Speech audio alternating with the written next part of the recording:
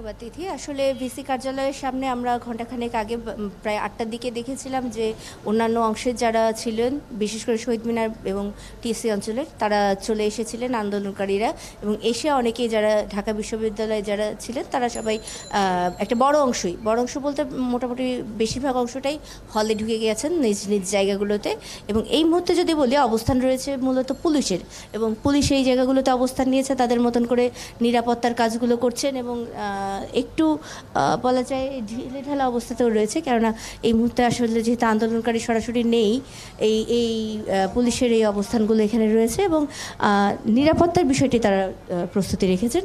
এবং পেছনে আমরা কিছুক্ষণ আগে বিজিবিকে আসতে দেখেছি, বিজিবির অংশটি সামনে রয়েছে এবং বিজিবির যারা রয়েছেন সেই রকম কয়েকটি ইউনিটকে আমরা দেখছি এই জায়গাগুলোতে।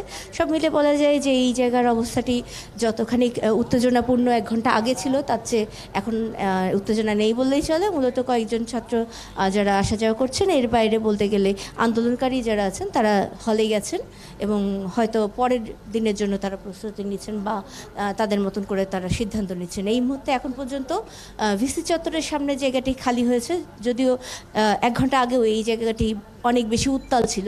শিক্ষার্থীরা যারা ছিলেন তারা এখানে অনেকক্ষণ ধরে স্লোগান দিয়েছেন, আন্দোলন করেছেন, তাদের যে দাবি আছেন সেটির সপক্ষে তারা স্লোগান দিয়েছেন। এরপরে এখান থেকে তারা এক এক করে সরে গিয়েছেন।